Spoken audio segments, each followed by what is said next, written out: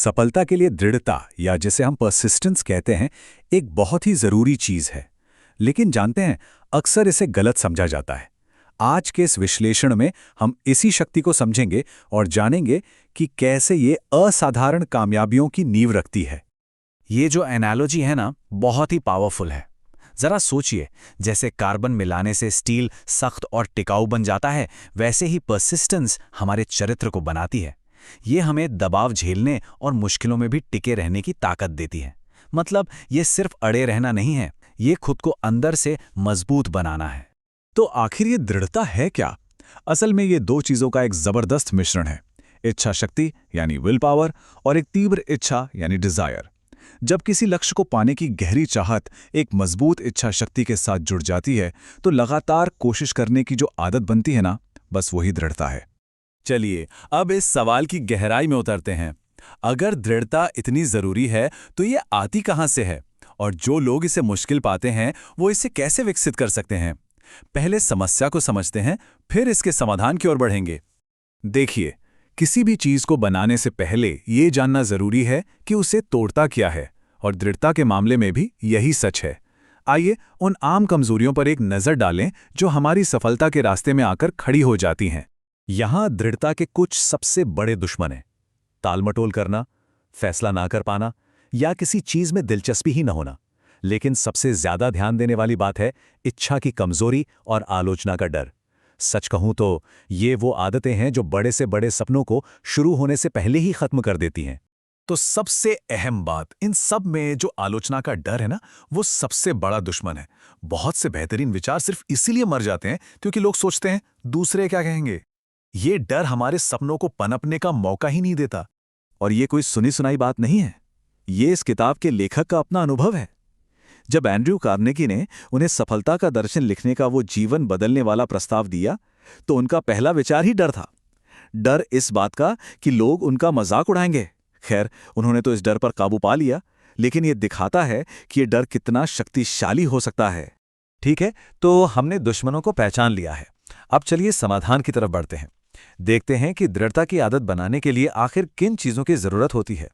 ये हैं वो 8 ज़रूरी कारक जो दृढ़ता बनाते हैं।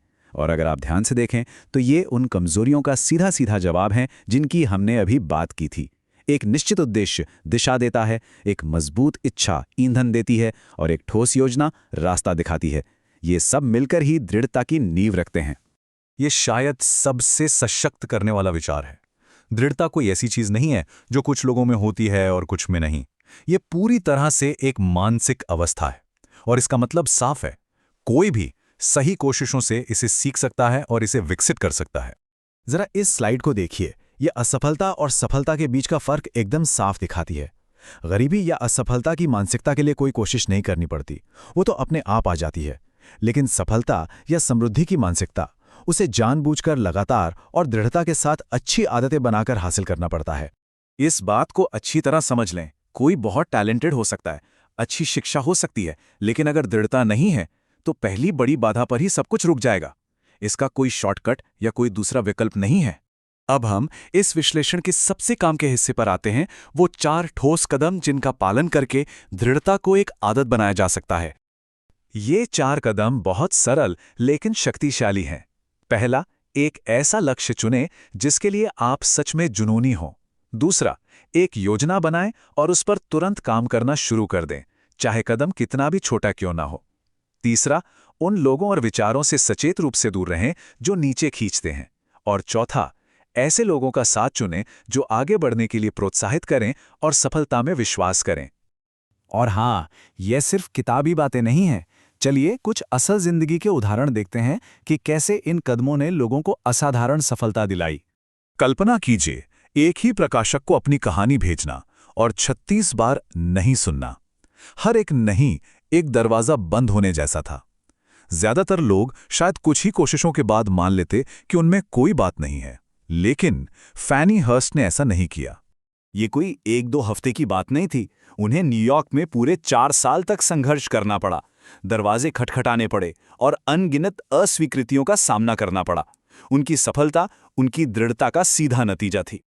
और ये सिर्फ फैनी की कहानी नहीं है। केट स्मिथ को सालों तक कैमरे के लिए बहुत मोटी कहा गया, लेकिन उन्होंने हार नहीं मानी और एक रेडियो स्टार बन गई। W.C. फील्ड्स को 40 की उम्र तक बड़ी सफलता नहीं मिली। इन लोगों ने तब भी खुद पर विश्वास रखा जब दुनिया ने उन्हें नज़रअंदाज कर दिया था। उन्होंने साबित किया कि हार का मतलब अंत नहीं, बस एक मोड़ होता है। चलिए अब निष्कर्ष की ओर बढ़ते हैं। दृढ़ता का इनाम सिर्फ पैसा या प्रसिद्धि नहीं है, इसका असली पुरस्कार कुछ और ही है जो बहुत गहरा है। इसे एक तरह की परीक्षा समझिए। बड़ी सफलता पाने से पहले हर किसी को दृढ़ता की परीक्षा से गुजरना पड़ता है, ये देखने के लिए कि क्या वे हार के बाद उठकर फिर से कोशिश करते हैं या नहीं। और ये शायद इस पूरे विश्लेषण का सबसे महत्वपूर्ण सबक है। हर असफलता अपने साथ एक बराबर के लाभ का बीज लेकर आती है। इसका मतलब है कि हर हार, हर नाकामी अपने अंदर एक अवसर या एक सीख छिपाए होती है, जो उस हार जितनी ही या उससे भी ज्यादा कीमती होती है। आखिरकार दृढ़ता जो सबसे कीमती चीज सिखाती है वो ये है कि हार एक अस्थायी घटना है, कोई स्थायी स्थिति नहीं। ये असफलता के पूरे विचार को ही बदल देता है। ये इसे अंत नहीं बल्कि प्रक्रिया का एक जरूरी हिस्सा बना देता है। तो ये हमें इस अंतिम सवाल पर लाता है। अपनी किसी हाल की हार या चुनौती के बारे में सोचिए।